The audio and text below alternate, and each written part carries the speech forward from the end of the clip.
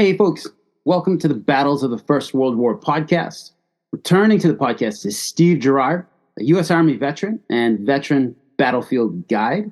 I would also like to say that Steve is a good friend now. Steve has studied the American Expeditionary Force for several decades. Decades, folks, decades, okay? He's been the unit historian for U.S. Army 2nd and 4th Infantry Divisions, the 10th Mountain Division, the 101st Airborne Division, the 11th Armored Cavalry Regiment, and the 5th and 6th Marine Regiments. Steve also served as a special historical consultant, World War I, to the History Division, Marine Corps in Quantico, Virginia. He's worked as a historian and researcher for the World War I 4th Brigade Marine 2nd Division for various military historians and authors like Mr. George B. Clark, Mr. Kevin Selden, Mr. James Gregory, Lieutenant Colonel Pete Owen, United States Marine Corps, retired, Lieutenant Colonel John Swift, United States Marine Corps, retired, Lieutenant Colonel Walt Ford, U.S. Marine Corps, retired, and Mr. Mike Miller. Steve joins us today to talk to us about the history of the AEF 2nd Division, now known as the U.S. Army's 2nd Infantry Division. So, welcome back, Steve.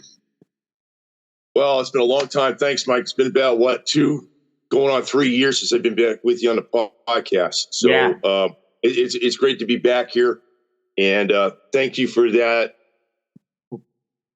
great intro. Yeah, been there, done it all. Being in the Army and all that. Yeah, okay, yeah, whatever. But yeah, it's like you said, the 2nd Division is my love and my passion, and also out there working with military historical tours out of Woodbridge, Virginia. So thanks for having me back, though, man. I really appreciate it. Yeah, absolutely. So we'll get into let's get right into talking about 2ID. So this is a cool conversation because back in my days in Korea, like I was in the 2ID. Same here. Camp Casey. So I was north of the river. Wow. Yeah, man. I made it up there. Yeah, I was in 3rd Brigade. Yeah, north of the river. 1st Battalion, 5th Infantry up there. So we were north of the river, up at Camp House. So that's where I was in. All right. So, Steve, what's drawn you to focus on the history of the 2nd Division, AEF? And you've gone pretty deep into its 4th Marine Brigade as well. What has been like the interest for you, man? Well, that goes back to when I was a kid, because I have, my father, my late dad, on his side of the family, my great uncle, who was Corporal John Francis Girard. He was in the 17th Company, which is Company A, 1st Battalion, 5th Marines. And he made it all the way from Belleau Wood as a replacement and to the Mers Argonne. And he got gassed outside of Bainville on 4 November of 18. And he got evacuated out. And had he not been gassed, he probably would have been up there at the Merce River crossing on the night of the 10th and 11th, probably been killed or wounded. And that's on his side of the family. And my mother's side of the family, that's my great-grandfather, and 2nd Lieutenant Colwell C. Robinson.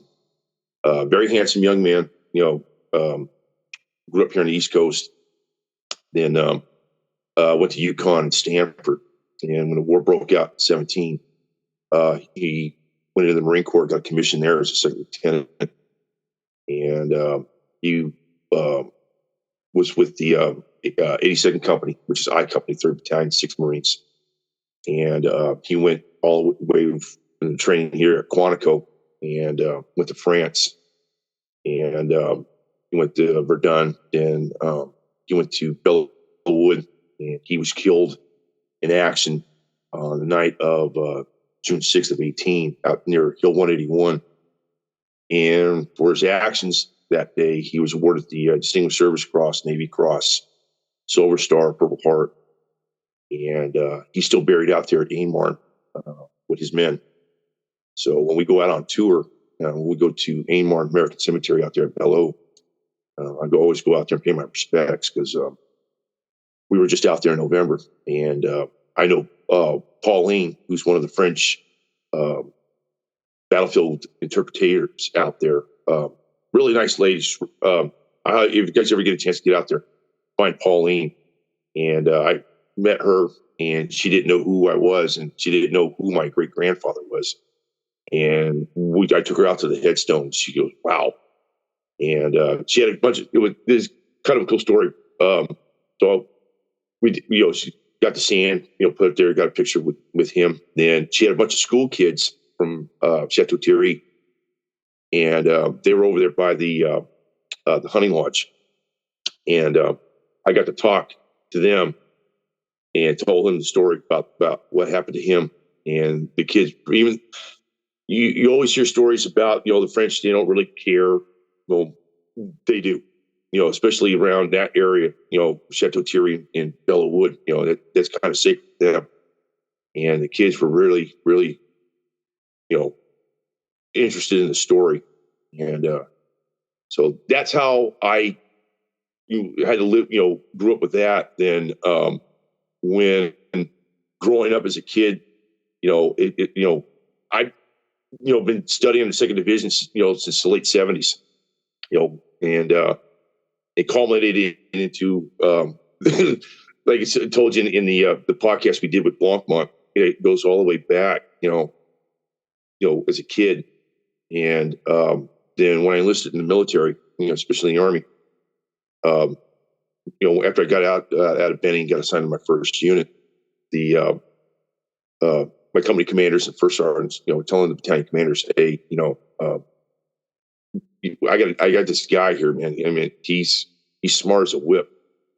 And the colonel was like, "We could have an opening as a unit historical officer. Would you be able to take it?" Yeah, more than likely, yeah.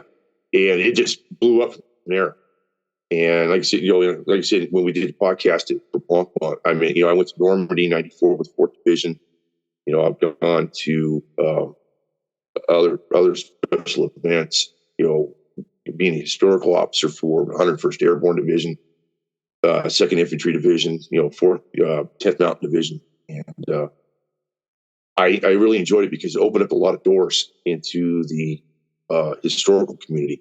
I got a lot of friends that I have to this day.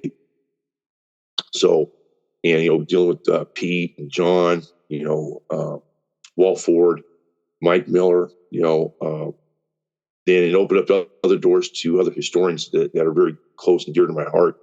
Kevin Selden, Gilles Laurent out in France. I tell everybody, if you go out to France, go find Gilles. Gilles is the French version of me. I mean, and I've known Gilles for a long time, and I have the highest and deepest love for that man, for what he does out there. And of course, my little minion, James Patrick Gregory from Oklahoma City, Oklahoma. And yeah, working with James has been an interesting couple of years, and it's taken us down some rabbit holes we never thought we would go. And one of the not too long ago, I was talking to somebody, and they actually have a name for James and I. They call us the G&G brothers. Nice. Because we just have this nasty habit of just going in there and uncovering stuff. Of course, with James, dealing with the article that we did on 4 October with 5th Marines, just south of Saint-Étienne, the box. Mm-hmm. And of course, the latest book that we just came out with, dealing with the other 16 that were in Alvin, York, and at Chatel Cherie on 8 October of 18.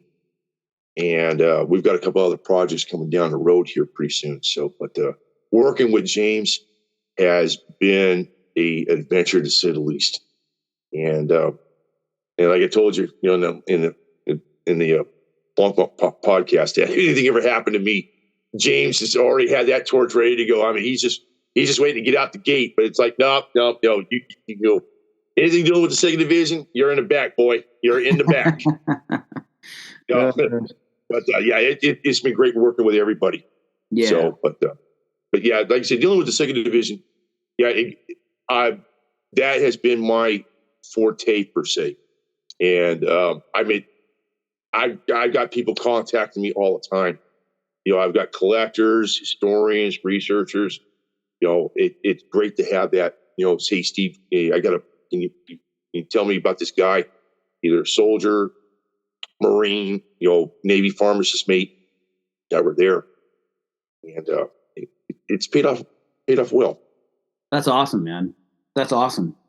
Like, so 2ID or second division for the time period we're talking. Like, we'll zoom out a bit here, and we'll talk about the formation of the division. So if I recall correctly from my Soldier of the Month boards a quarter of a century ago, 2ID was formed overseas in France. Is that okay? So that's correct. So how did that come about? Were the regiments already there? And then so what happened was once the war kicked off in April 17, the Army had already was prior to World War One. The U.S. Army after the Spanish-American War, they started messing around with coming up with the full division concept, where it's like the precursor to combined arms. Where prior to World War One, and it kind of didn't really take effect during the Spanish-American War, but after the Spanish-American War, like, okay, hey, we got to get away from the old concept where we just have a bunch of infantry regiments, and you have artillery from assigned to it just for a specific period, then they get pulled back. So once the war started in 17, the First Division had already left, and the Army had come up with this TO&E of 1917. To have a basic concept, learning from the lessons that they've been seeing the Brits, when they were in France. So, like I said, First Division goes off. Then with them, 5th Marine Regiment, which they had just got back from the Caribbean. They were down there, and the way the Marine Corps worked was they would have ad hoc battalions and regiments, take them from barracks detachments and ships detachments, throw them together, make a battalion or a regiment. And once they were done for that Pacific mission, they'd go back to the States and disband back to their ships or their barracks. But once war broke out, it was a mad scramble to get these guys back together again. And so they get the 5th, 1st Battalion is put back together again out of barracks detachments, ships detachments. And they go up to Quantico, and first and the 2nd Battalion's up there. And 3rd Battalion, which was just getting formed from guys who were enlisted for the war, get those guys together, get all 3 battalions of the 5th together with headquarters, and get them on a boat. They're going to be assigned to temporarily to the 1st Division, and off they go. In the meantime, so you had regular Army was really small back then, and the basic units for the 2nd Division, you had the 3rd Brigade, you had the 9th, which is an old regiment, goes back to 1799. It's been fighting ever since, on the rolls. They're down in Texas. 23rd is down in Texas as well. They had just got back from the Philippines about a year prior, down in southern Philippine Islands, down in Mindanao and that area up in there. And they were down there in Texas. And so they get the word, hey, get your guys, get everybody packed up, get them up to New York, and we'll start getting them shipped off to France. 2nd Engineer Regiment was the same way. They were at the time they were down in Fort Bliss, and they get the notification, and everybody heads up to New York. And New York in that period was Camp Syracuse. Camp Syracuse was basically the staging area for units to go to France. And while they were there, they had the 4th and 5th Machine Gun Battalions were formed. Then you had um, yeah, yeah. 4th and 5th Machine Gun Battalions were formed. Then, what was it? For the Field Artillery, which is the 2nd Field Artillery Brigade, then you had the 12th being formed at Fort Myer, Virginia. The 15th and the 17th were formed at Camp Syracuse from cadres from the 4th and 8th Field Artillery. 2nd Engineers were going to be backfilled once they got to France from units that were coming over. The 2nd Trench Mortar Battery was formed at Gettysburg from scratch. They would be assigned to the Field Artillery Brigade. Trains down at Camp Chickamauga, down in Georgia. Yeah, and so it was a mad rush to get these units overseas because the main focus was to get as many Americans as we can over there. So once they got over there, they just basically, okay, we're here, but we don't have an organization to go to. And so on September 22nd of 17, that's when Tucker, I think it was Bliss, signed off on the order to have the 2nd Division formed. So all these units that didn't have a home were going to be coupled together, form a division there in France. And in the meantime, that's dealing with the Army side of things. Now, the 5th is already over there. They've been over there with the 1st Division since like late June or July of 17. Then the 6th Marine Regiment was formed from scratch. And they had cadre from officers and NCOs from ship's detachments, like the Marine detachment for that came off the USS Connecticut was actually the nucleus for the 78th Company, 6th Marines. So then you had all these. Basically, the 6th was a wartime regiment from scratch, as well as the 2 companies of the 1st Machine Gun Battalion, which was the 77th and 81st. They would be formed later or reflagged as the 6th Machine Gun Battalion under the new divisional TO&E for the Army. And they would all end up going to France in like late September, October and November of 17. Yep. And the last unit to go out was the 2nd Battalion of the 6th. And they left in January of 1918. So this, once they got the units together, October 26th of 1917, that's when the official date for the 2nd Division was formed. So Bourmont, France, beautiful place. Got a really nice memorial there for the 2nd Division, and I highly recommend anybody goes out there to see it. It's beautiful, beautiful country. Beaumont, where is that? Does that fall near? I'm unfamiliar with that Beaumont. I know there's a Beaumont village on the Verdun battlefield, but obviously that's not the place. Is this one like near? No, God. Yeah, I haven't been out there in a while. Oh God. Sorry to put you on the spot, man. No, yeah, it's not over by the Vosage area. It's not, because that's where we're. Yeah, I think it is over by the Vosage area. I think. Yeah, okay. It's BOR. Yeah, Bourmont. Not Beaumont, where there's another place similar to it that's up in Meuse, Oregon. Okay. So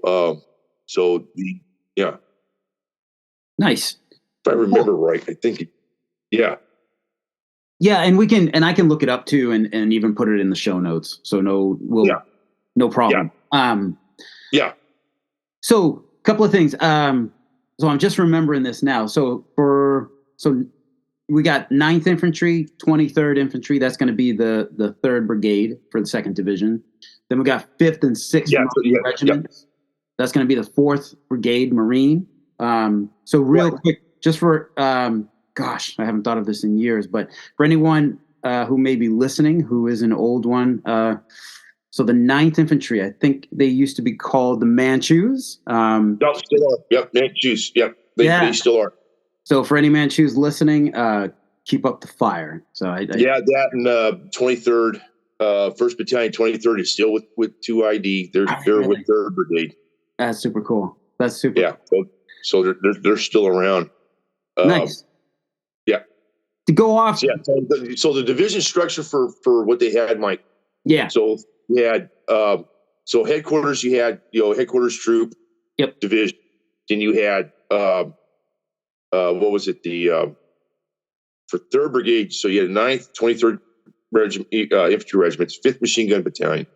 Okay. 4th Brigade Marine. Then you had 5th and 6th Marine Regiment, 6th Machine Gun Battalion. 4th Battalion was a divisional machine gun battalion. Okay. They were under operational control of the division commander. Then Field Artillery Brigade, you had 12th, 15th, and 17th Field Artillery. So you had 2 light, which were 75s. Yep. And then what was it? 17th was heavy, which is 155. Then you had the division trains. And you had 2nd MP Company, ammunition trains, the field hospitals, ambulance companies, bakery companies. It still amazes me to this day because our you and I are both old soldiers. The current 21st century or 20th, 21st century divisional TO&E. You see these division. They're not that big. They're really not compared to 1918. Right. 1918, a square division, U.S. Army square division. These things were huge. You're talking 25 to 28,000 personnel in a division. Yeah. These things were monsters on 2 legs, literally. Yeah, they were. Yeah, definitely. They were huge. People. You talk to officers and senior NCOs, and you tell them about what the divisional structure was back then. They're like, "Oh my God!" It's like, you think being a brigade or division commander's got its problems. Try being a brigade commander in 1918, trying to wield this thing. It's humongous. Yeah. No, exactly. Real quick aside here. So obviously the anybody who knows the symbol of the 2nd Division is the what we've traditionally called the Indian head. So if you're watching the YouTube version, the hat I'm wearing has got the divisional insignia on it. So just as a quick aside, Steve, where did we get that as the symbol for the division? It goes all the way back to prior to the division going to Verdun. And there's a lot of myth and legends about this. And of course, the divisional insignia, it's a black shield with a white star and colored Indian head in the middle. And there's always been there's myth and legend surrounding this thing. And the best way I could describe it was there was a contest coming up because some of the Americans that saw the BEF having their divisional insignia, and they wanted something. Our guys wanted something to signify, hey, this is who this unit is. So that way, passing a road, you're coming down a road, you see, this symbol on a truck or a staff car or motorcycle dispatch rider, you know who it is. So prior to the division going up to Verdun, they had a contest, and over at the who was it? It was Sergeant Sergeant Louis B. Lundy came up with a design, and Sergeant John Kenny, both were with 2nd Ammunition Trains. Lundy was out of A Company, and Kenny was out of B Company. And one guy, I think it was Lundy, had the what was it for the Indian, and Kenny had the star, and it was like 2 separate, it's like, hey, drawings. And the officer in charge is like, hey, why don't we just take these things and just merge them together? And it's what came out. So you had the Indian and the star. Now, each one represents a certain fighting characteristic or a symbol. Most of the units that came out that were regular Army, like I said, the 923rd, 2nd Engineers, second trains, they all came up out of Texas. So that the White Star, there's two stories. One is represents the Star of Texas in the Texas state flag, or the star from the American flag. And the Native American is represent the fighting spirit of the Americans, because we've always Americans, wherever we go into combat, we play by our own rules. I mean, it's just the way it is, but it's that fighting aggressive spirit. Yep. That that we have, and the shield represents unity and valor, and the black. And I've heard this throughout the years. Why the shield is black is to commemorate the mourning of all the dead that we lost in France in 1918. Oh wow! So that's what means. So yeah, so you have the White Star, either from this, for the Texas state flag or the American flag, the Native American, for the fighting tenacity of the American spirit. The shield for loyalty and protection, and the black is to commemorate all the losses the division had in France. Black is for mourning. Wow. Folks, I just want to highlight that Steve just told us that entire story with no notes. So this is there is none. No notes. Level of knowledge this man carries in his head, man. It's astounding. I know. I'm telling you, man. Oh. James, when I'm talking to him on the phone, it's like, God, shut up. Just shut up. We'll have to. I'll get on the phone with him, and he's like, I know it's probably on his end too. He's like, God, please stop talking. Yeah, Steve is mimicking holding the phone well away from his ear, while James is listening to him. So, all right. So, I think you already talked about it, but the Marine Brigade, was attached to a United States Army division primarily for I don't know if convenience is the right word, but because it needed a parent division and to fall within a structure, correct? Yeah. Right. So, like I said, you had when the first division went over, so you had the fifth, kind of became their fifth wheel. Once they got in the first division, got to France, they kind of got, division commanders like, well, Pershing wasn't too happy with, Marines being in France because he wanted it as an all-army show. Really? But the problem was we were so short-handed on the Americans on combat, experienced individuals that they really needed them. So like I said, the fifth is detached from the first, and they get put on, guard duty, down in Saint-Nazaire, Bordeaux. They're individual companies. Then that was 3rd Battalion of the 5th. 1-5 and 2-5 get sent to Gondricourt and Mandricourt training areas. Okay. To go train with the French Blue Devils, the French Alpine Chasseurs. Yep. So they're training with them. It's just to basically keep them occupied. Mm-hmm. One company actually from 1-5, which is the 67th company, which is D Company, they got detached. They got the best duty of all. They ended up going up to Southampton to the AEF port of embarkation, debarkation there, and they were there for months, and they loved it. I mean, you can't beat that. Hey, you're going to go to England for a couple, about a couple months. Like, hey, I'm going. Yeah.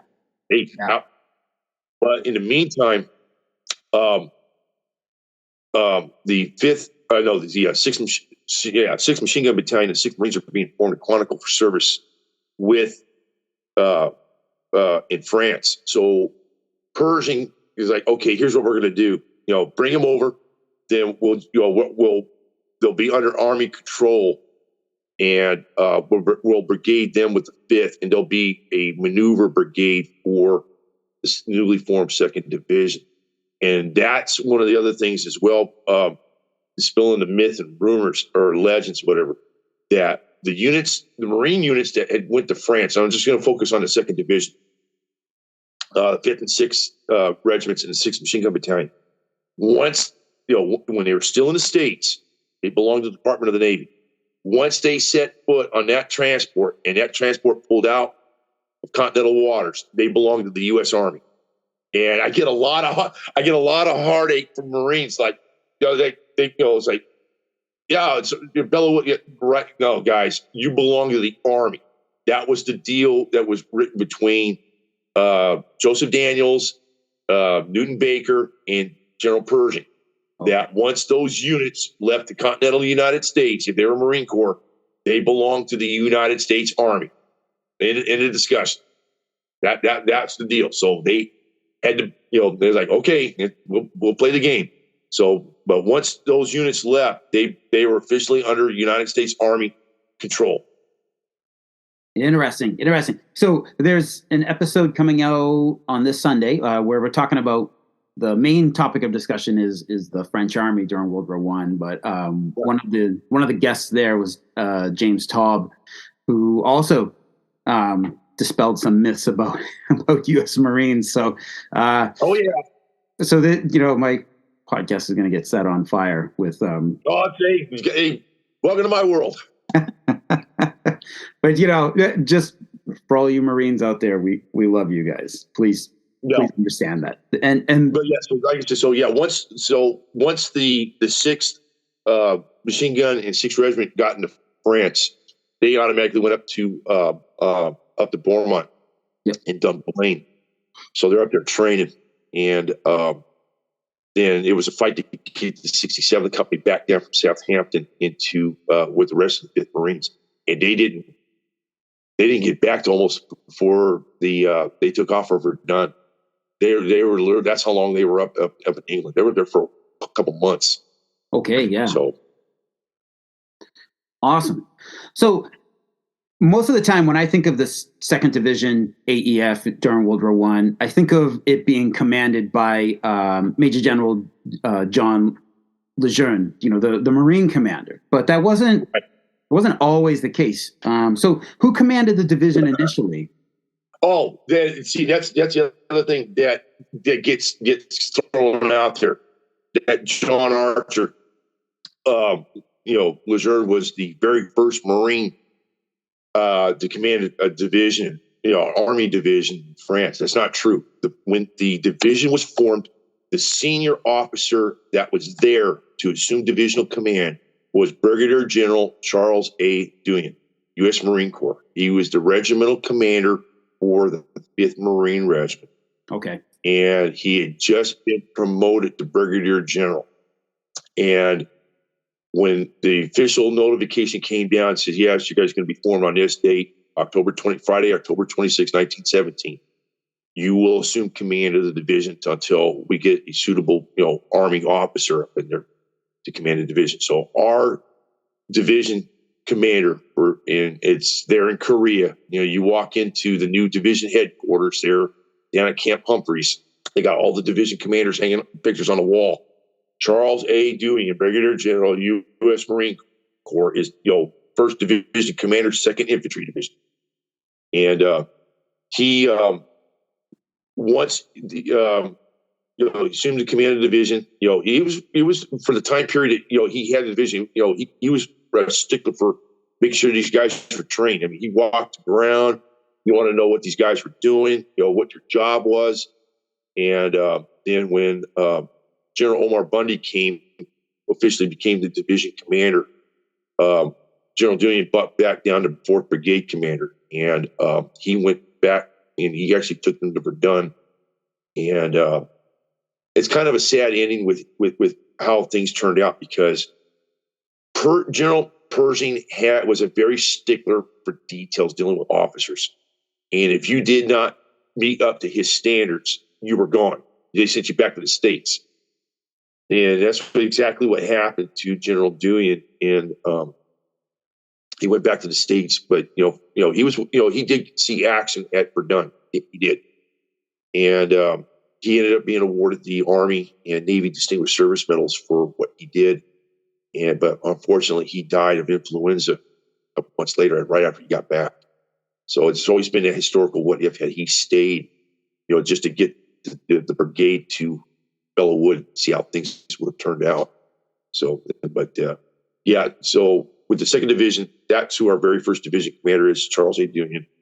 Then you had Omar Bundy take over, took him to Belleau Wood. And Steve, and General James G. Hubbard. By Omar Bundy, pardon my ignorance here, is this the same World War II Omar Bundy? No, this is World War One. Okay. Yeah, General Omar. He was an old serving line officer. Okay. West Point. Yeah, he was Indian Wars, Spanish-American War, and he's basically there just to fill the slot because, like I said, Pershing. Yeah, well, like I said, I'm glad we're doing this. Everybody thinks Blackjack had his way of dealing with things, and right.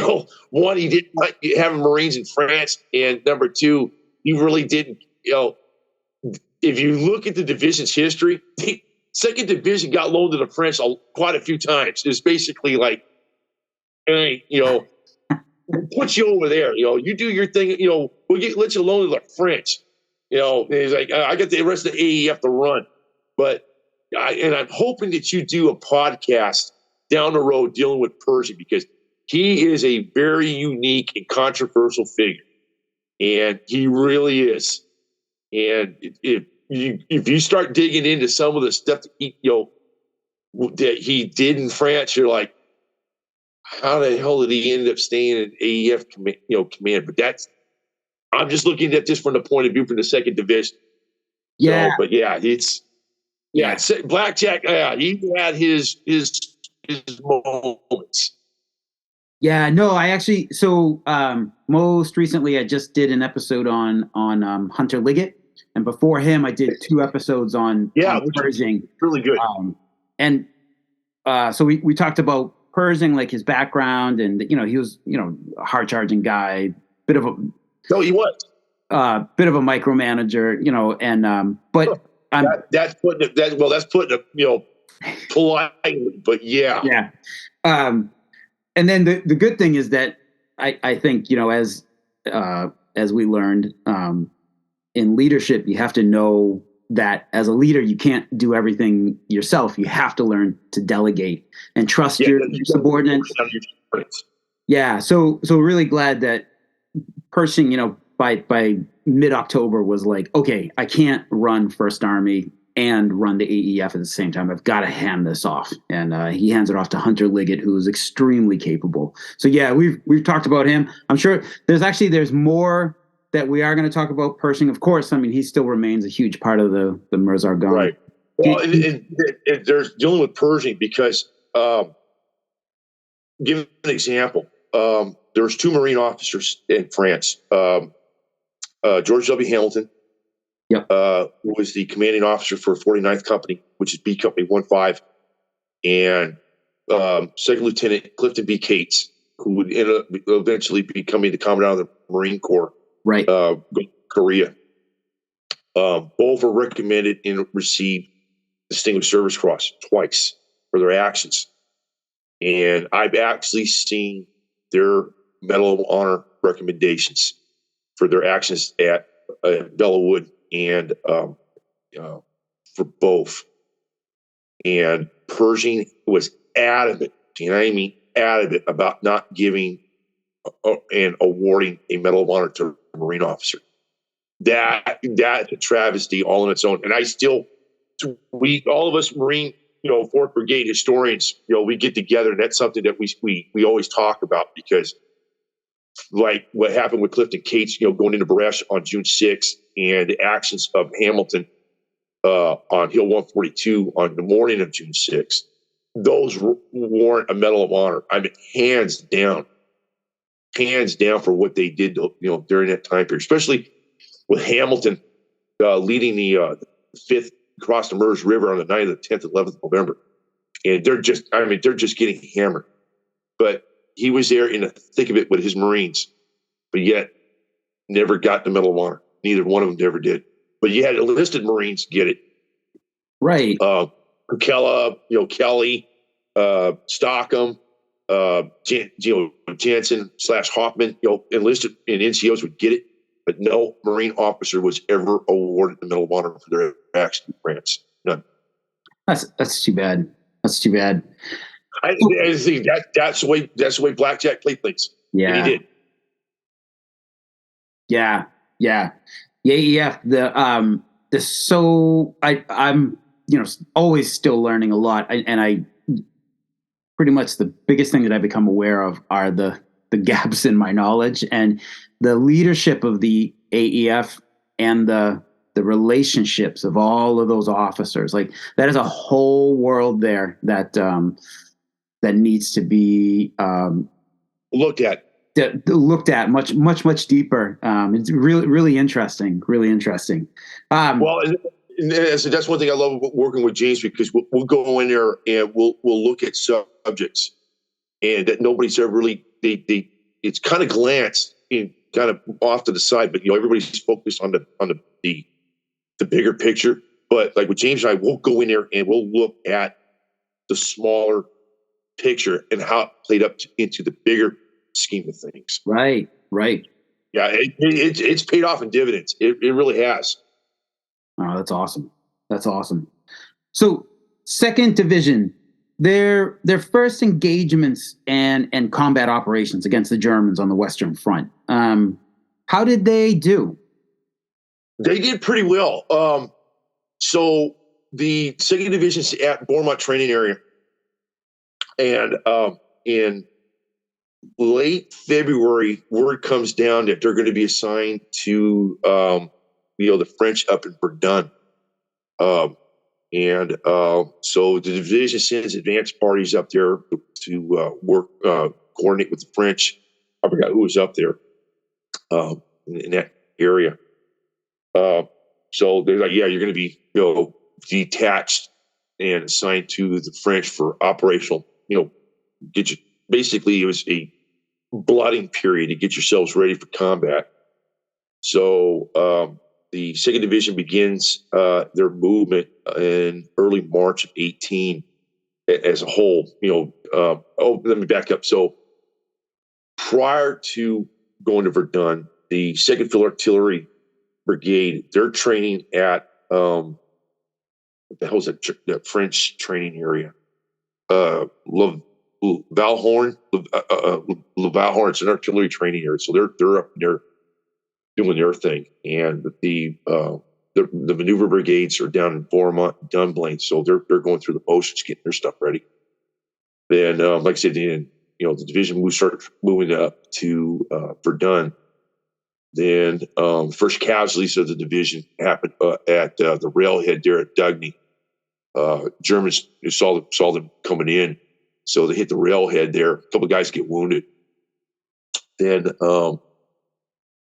the division itself starts moving into the sector, and it's their first time they've really experienced something like this, because they hear stories, Brits or other units have been around there. So yeah, it's not glamorous. It's going to be something to experience. And so once they get set in the sector, 3rd Brigade's in their area, 4th Brigade's down in theirs. They go through the motions. So you start rotating units out. Hey, you're going to spend, X amount, maybe a week or two on the front lines, and you back up the support lines. And from there, you go back to the rear, rest up, whatever. You go start the rotation period all over again. So they're getting used to lice, rats, snow, mud, rain, patrolling at night, what's incoming, what's outgoing. And so they get used to that. Then probably about mid-April, that's when things start to take notice. And so while this is going on, you and I both know that the Germans were taking units that were just coming back from the Eastern Front, bringing them out west. And these units would be specifically trained to assault a position. And these guys were really, they came up with the name stormtrooping. And the other day, Mike, was kind of funny because we were, when we were coordinating, somebody on a Facebook page was talking about, hey, was there any Americans units that ever faced, German stormtrooping? Oh yeah. The 2 units that actually got it was around April 14th. 3rd Battalion of the 9th Infantry, that was under Hiram Barris. Hiram was a regular Marine officer, got the Medal of Honor in the Philippines in 1900. He ends up being, because what happens is there's an overabundance of Marine officers in the division. Because a lot of these guys, they want to go to France. This is the big show. They want to go. Sure. So they go to France, and they're like, we don't got a home for these guys. So So Hiram ends up being assigned to the 9th Infantry. He gets the 3rd Battalion. And it's kind of like, all the officers and NCOs are like, wait a minute, we got a Marine here in charge of us. And at first there's kind of friction there, but Hiram put him through the paces. And Hiram's nickname was Hiram. And he put him through the paces. And by the time he got through with them, they were, they had a lot of love and respect for Hiram. But anyways, they were already starting getting reports that there's some special German units rolling around there. They hadn't made contact yet. Then all hell breaks loose on April 14th. The 74th Company, who's back at Camp Beauchamps, they get they're in their Adrian huts. They get hit with a gas and artillery strike, and the company's damn near wiped out from gas casualties. And there's 2. In fact, this is the first instance that 2 Navy corpsmen, Kingsbury and Fisher, are awarded the Distinguished Service Cross for their actions, getting these gas inhalated Marines out of the huts and get them into safety.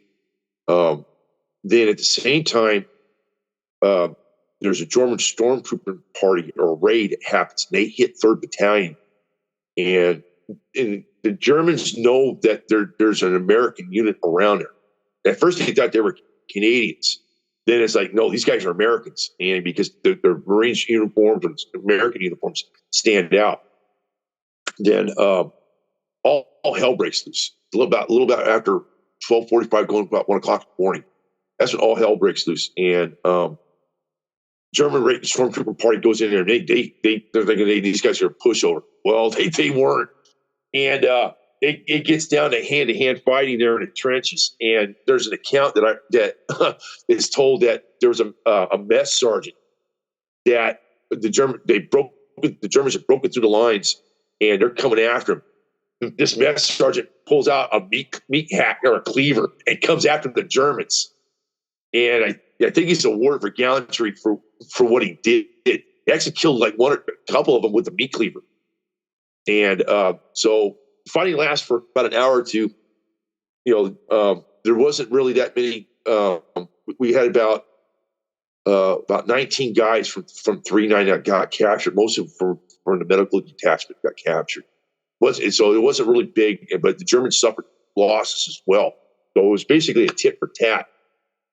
Then about a couple days later, then the 2nd Battalion of 5th Marines, they get hit down by Crescent Bow, and there's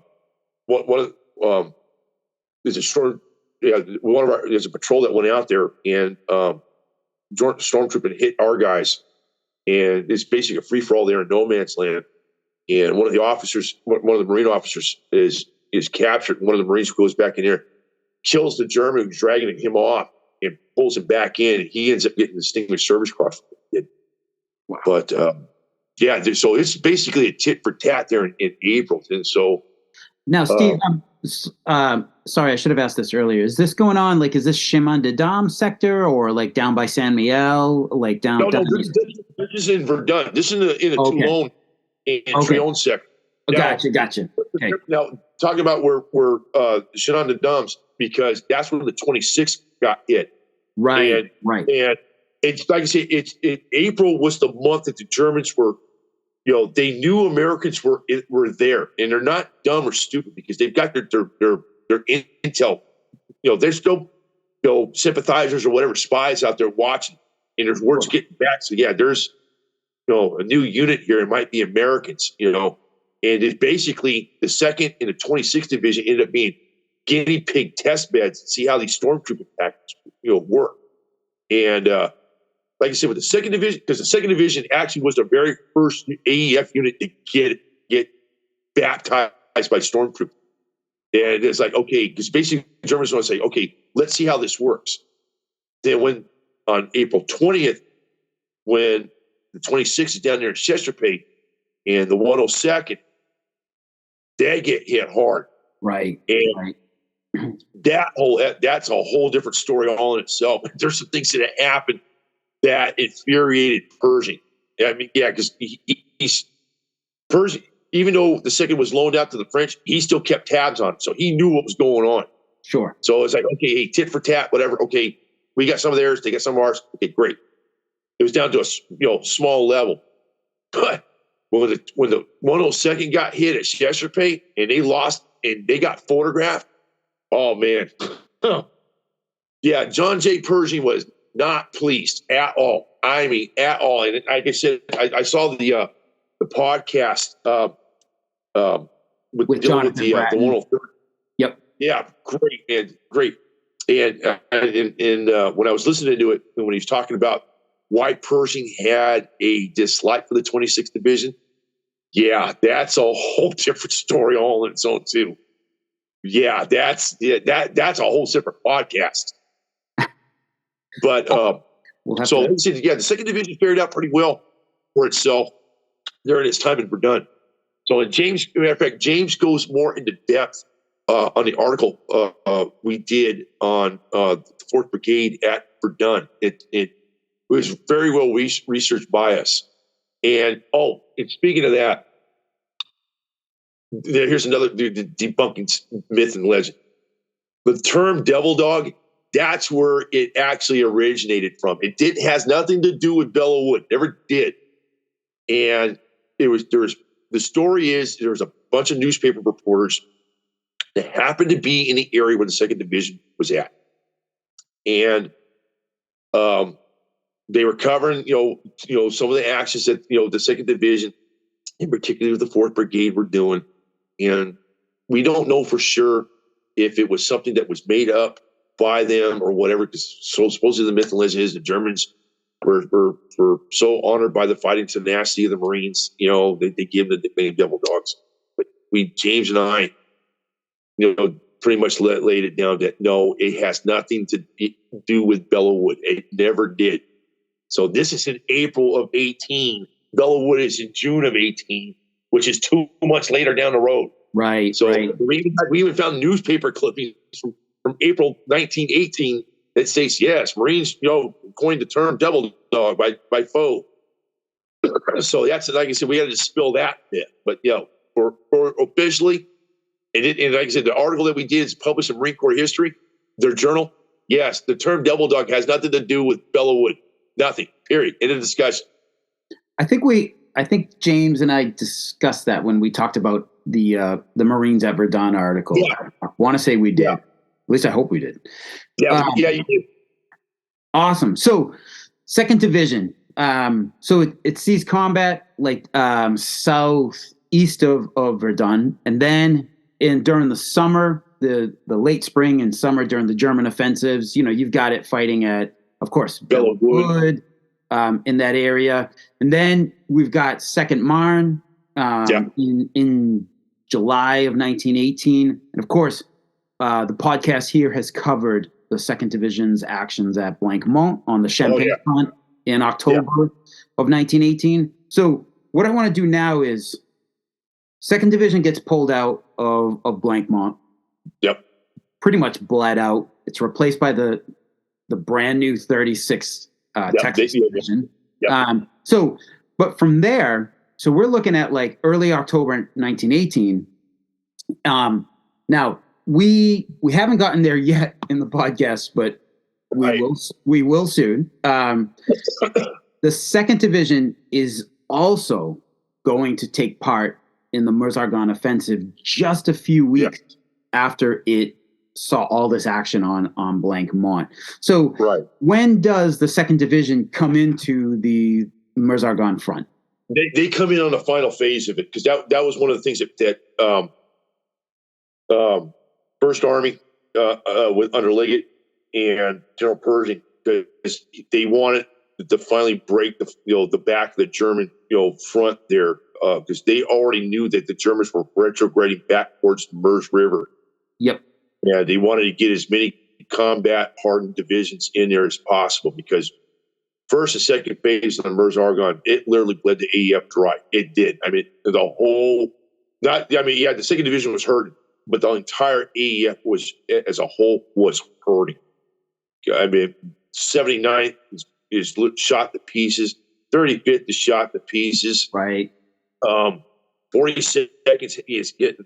They're having a rough time of things. All the divisions that were there. 5th Division is bled out.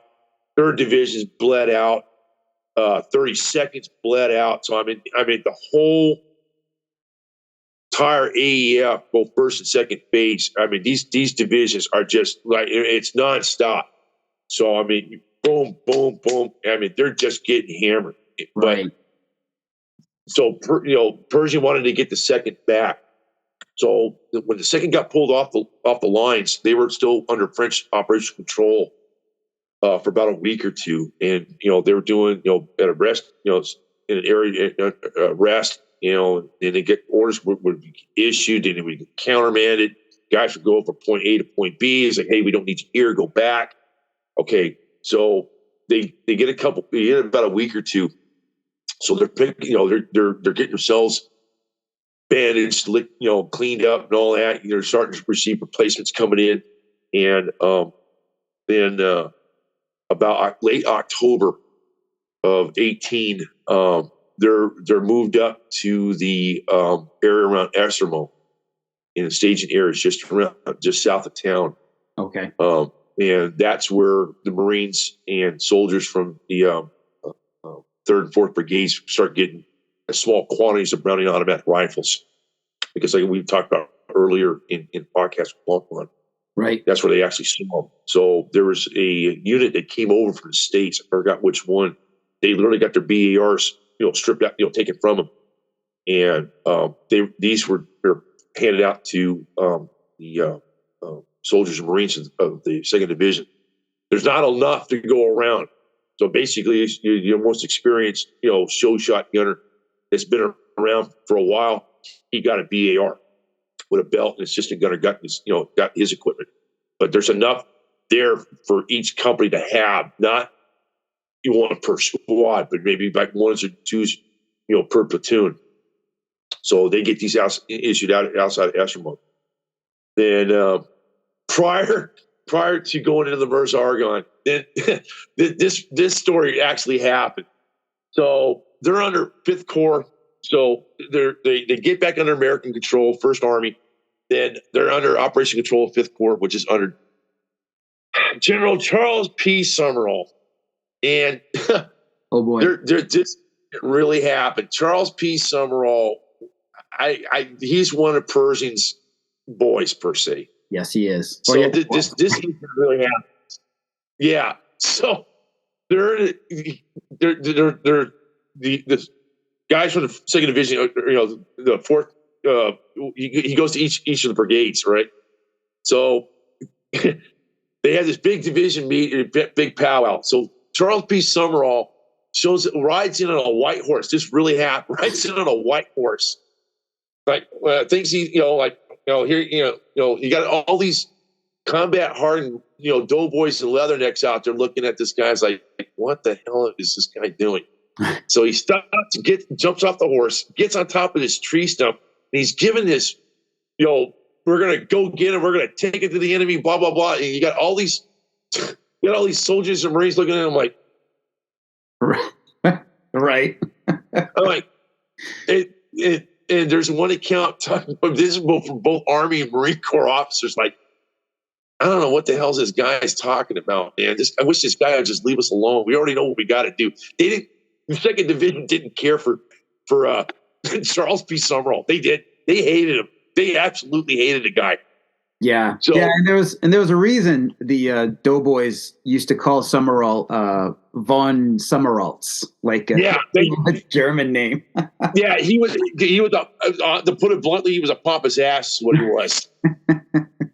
they got because you get all these guys. The division just come off the lines at Bourmont. Right. They went through hell a couple of weeks prior, and they know rumors already getting around that the Germans are on their backs against the wall, and there might be an armistice coming down to end this thing.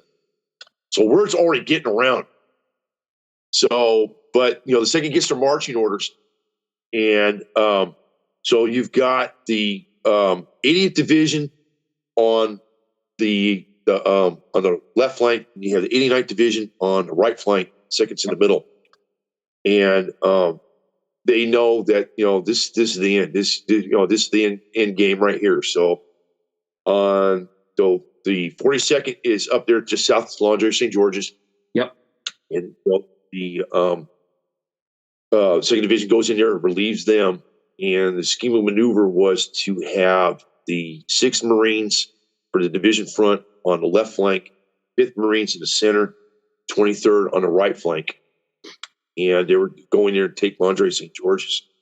In the meantime, there was a special detachment, which was Company D, which was the 95th Company, which is D Company, 1st Battalion, 6th Marines.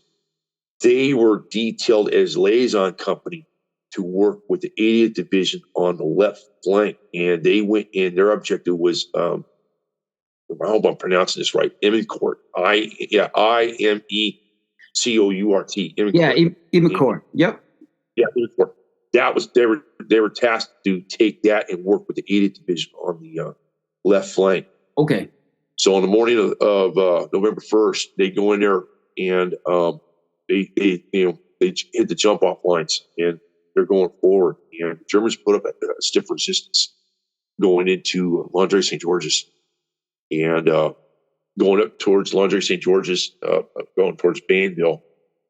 And the division they suffered quite a few casualties going up in there and going towards the Barrycourt Heights. And so the division gets up to just north of Banville. They're there for about a day or two. And it's like November 2nd. Yeah, November 2nd. They stayed there for about a day or two to get get things coordinated. Then on the November 4th, and I got to give the credit for this one. This one. So 3rd Brigade takes the lead. And what they did was on the night of November 4th, this was surprising that nobody ever thought about this before. So the division objective is going towards Bourmont. And Beaumont, not Bourmont, but Beaumont. Gotcha. So 3rd Battalion, 9th Infantry is leading out. And what they do is they get all the guys that are American, German-speaking born kids or guys. And what they do is they put these guys at the head of the column. And these guys are told, hey, go in there, start speaking German, tell these guys to surrender. They want them to think that these guys are, another German outfit that's like, hey, look, war's over. Hey, let's give up. It's exactly what they did. It's going towards, it's an action just south of Bourmont and going towards the Bois de Baville. And they pulled it off. They actually did. They didn't hardly take any casualties going in there. And all these Germans start coming out of the woods, with their hands up, coming out. And, it's like, yeah. The thing is, when they get closer, they think they're Germans. Like, no, they're Americans. All these kids and these guys that are, that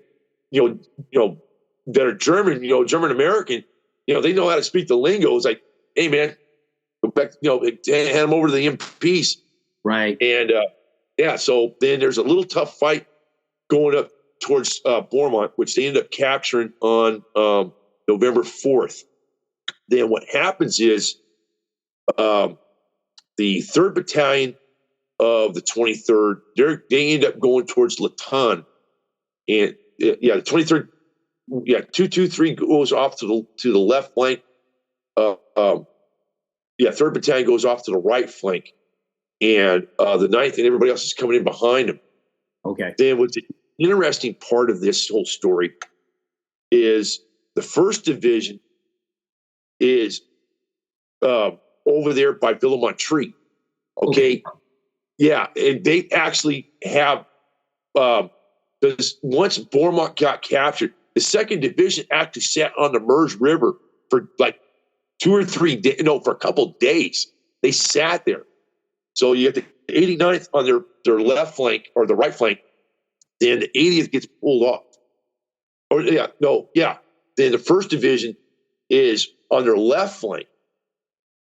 Then the 1st Division actually has Ville-Montry and Mouzon. It's in their sector. And that's when General Pershing has this adamant idea, because he's hell-bent for leather to get Sedan and as the prize before the armistice ends. And so what he does is he orders the 1st Division, because that's his Pershing pets. Right. They go there and take that's the prize. So they get pulled off the lines, and the 2nd Division is now pushed over to the left flank to cover what the 1st Division had just left. So you had it's irony, because had the 1st Division stayed where they were at, they would have been across the Meuse River and gone in towards Sedan, but they didn't. But like I said, that's probably for another podcast, talking about the 1st Division and that whole fiasco. Going up towards Mouzon or towards Sedan, and they never crossed the Meuse River, where the 2nd Division is now assumed responsibility for that sector. So the main effort was going to be at Mouzon. So you had the 6th Marines and the 23rd Infantry that were going to be the main effort. The 9th was going to be support of the main effort there.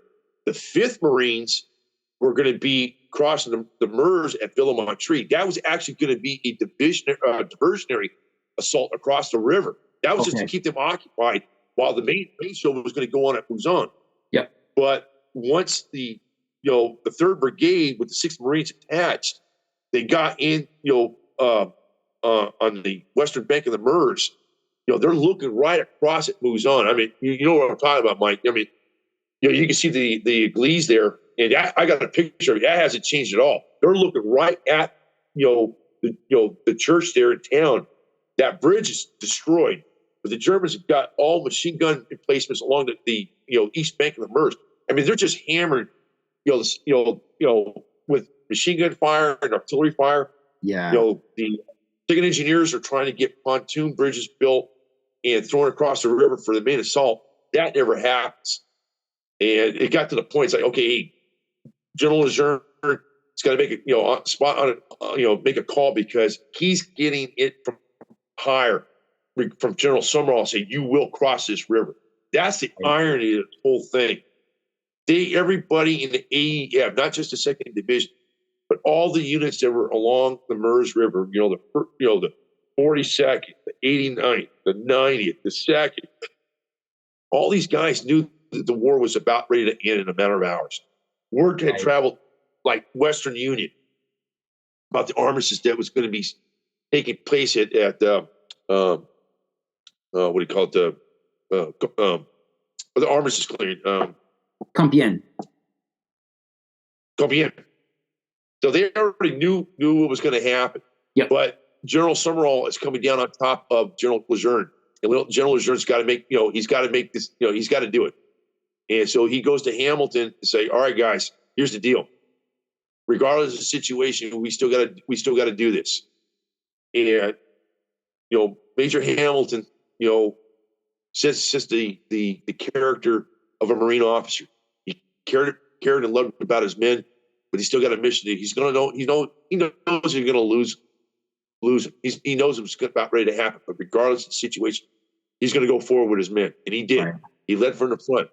So on the 9th of November 10th, about 9 o'clock, Tiller goes off, and, second engineers, they're out, they're throwing pontoon bridges across.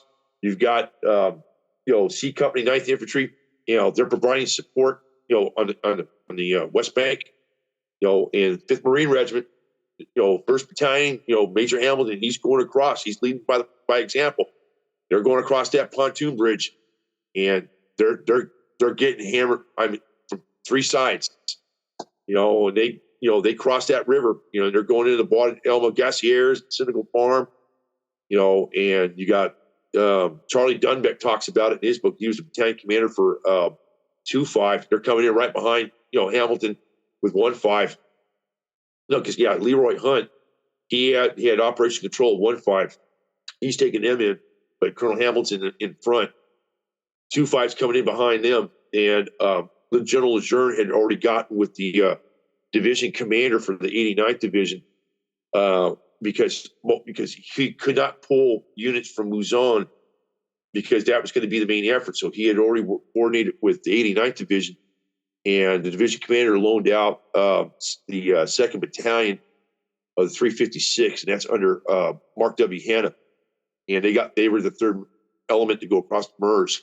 Okay. And because Hanna and 2nd of 356, they once they come across, they're going towards the 89th Division. They're going towards Polilly. Then 1-5 and 2-5, they're coming up like that.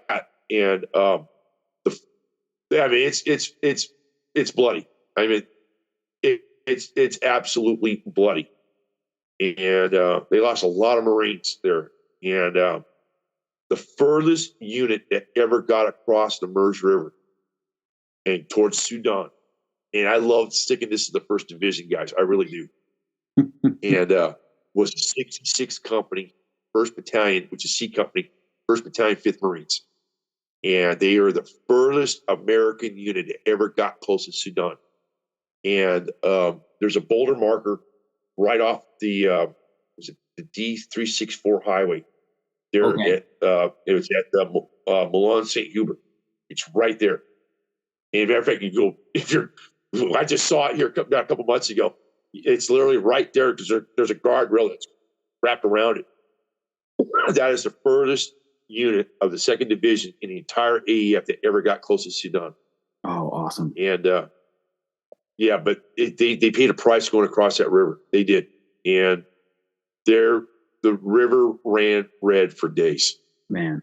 From the bodies that were floating in that river. Damn. I mean, there's one account that I have where there was a Navy corpsman that actually was a battalion dressing station right on the banks there on the Meuse River. And there's a corpsman. I think it was a pharmacist mate 1st or 2nd class. But anyways, he got hit in the shoulder. He's working on a Marine that had a sucking chest wound. Okay. And in the meantime, there's another wounded Marine. He's literally half submerged in the river, in the reeds, and he literally pulls this guy out from drowning to death. Well, don't forget, and I can't make this up. I can't. This is how bad it was. But he's working. Like I said, he's working on. Like I said, this guy's hit. He's working on another wounded Marine, or he's working on a Marine. At the same time, he's reaching over and he's pulling this kid up out of the reeds to keep him drowning to death. Wow! All under fire. Wow, that's harrowing stuff. And it is. It's there. Like I said, there's stories about why it happened. Was it worth it? I can't put it into words. Pershing got raked over the coals after the war. He did, for what happened. He still has a lot of explaining to do. And for the record, the last U.S. Marine to die there was George Buddy. He was in the 17th Company. Got a Navy Cross, Distinguished Service Cross for what he did. And he's officially the last U.S. Marine killed in combat within the last 30 seconds of the war. Oh, okay. So, like I said, you always hear the stories about, was it Gunther? Yeah, Henry Gunther. Yeah, Henry Gunther being the last.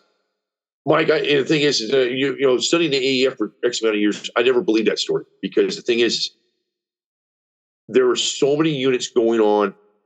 There was so much stuff going on, and there were units that were fighting.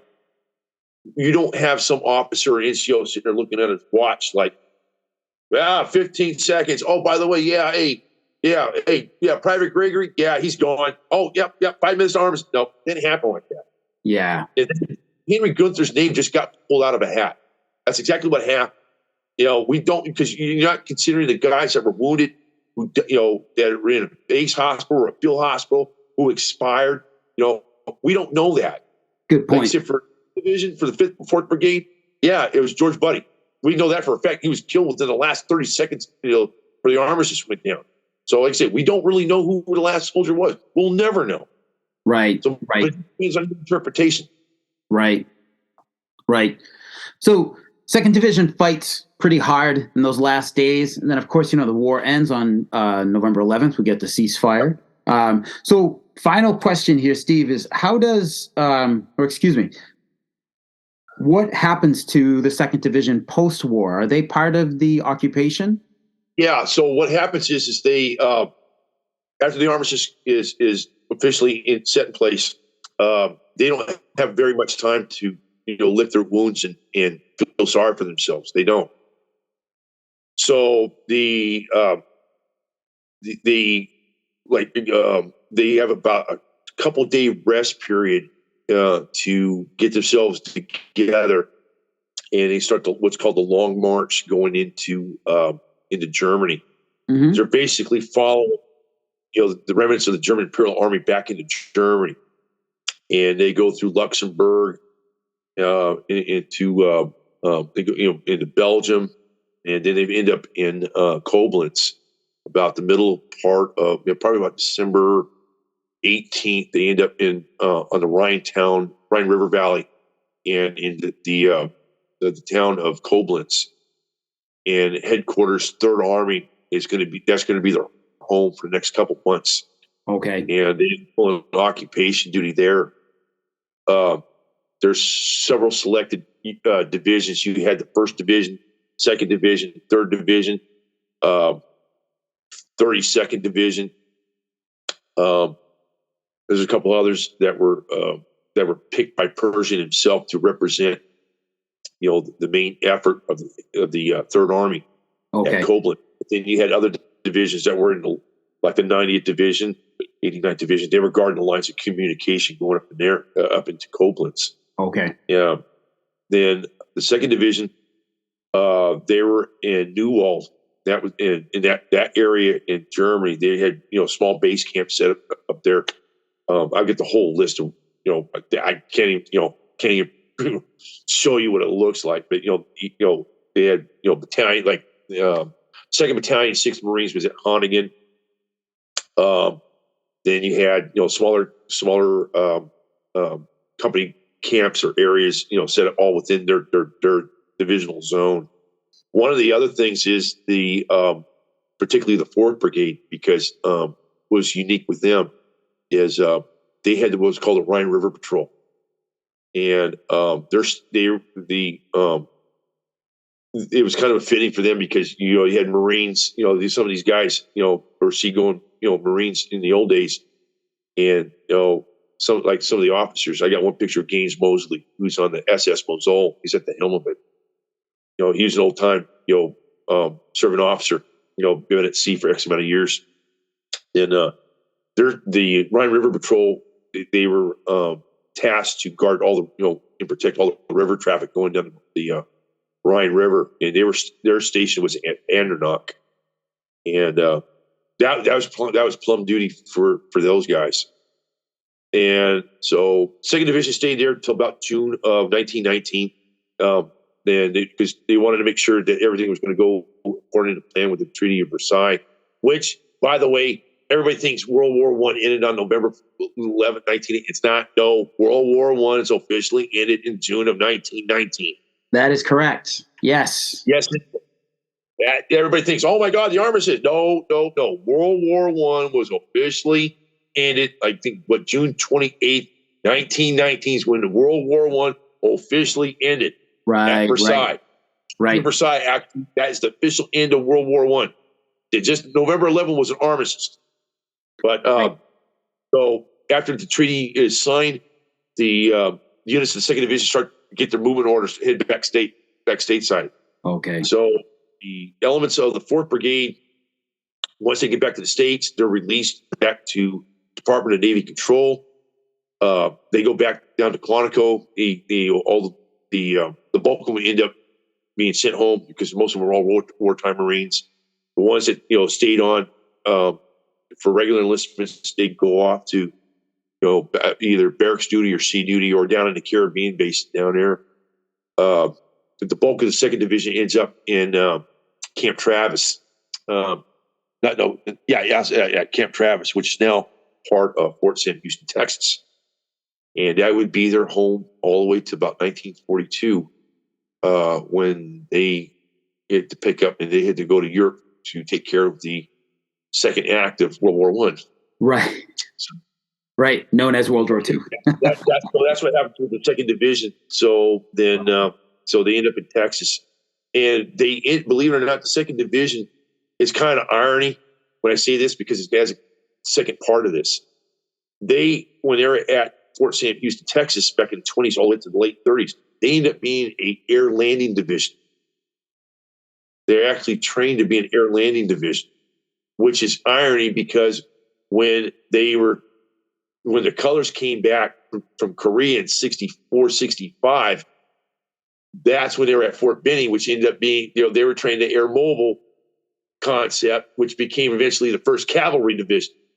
So the 2nd Division actually is the precursor to all air assault operations that the Army ever decided, except, you're doing it out of a C-47 and, go down to the early mid 60s, you're doing it out of a UH-1. So it's basically the same thing. Yeah. Wow. A lot of history, being first at things, but I'm proud that I served with the 2nd Division. I will, when I leave this earth, I will have a, Indian head patch on my coffin, on my headstone. But they are my love, and couldn't ask for, better division to been in combat with. I actually wear, the Indian head as a combat patch. My last tour in Sandbox, I was with of all things, I was working with 4-9, which is the 4th Brigade, 2nd Infantry Division, which actually, so I could actually say that, I did go to combat with 4th Brigade. So I actually have that honor as well. So it kind of follows down the family road there. But I am very privileged and honored to have served with them in Korea and in the Middle East. That's awesome. That's awesome, man. That's awesome.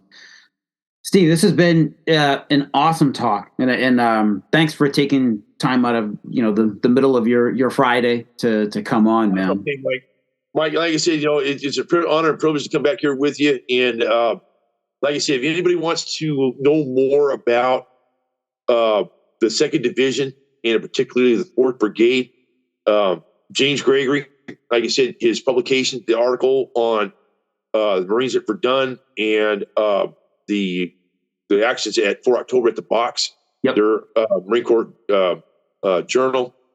Also, you got the podcast here with you. Correct. They say we got James and I got some future projects coming down the road here. Looking forward to them. Yeah, John Swift is coming out with monograph on hopefully here at Soissons, because I know we talked about it last time. Right. So right. It's out here.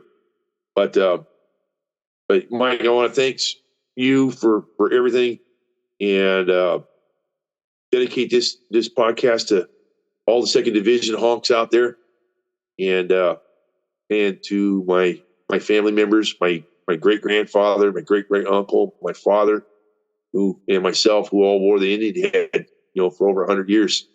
Second to none, brother. That's awesome, man. Second to none. All right.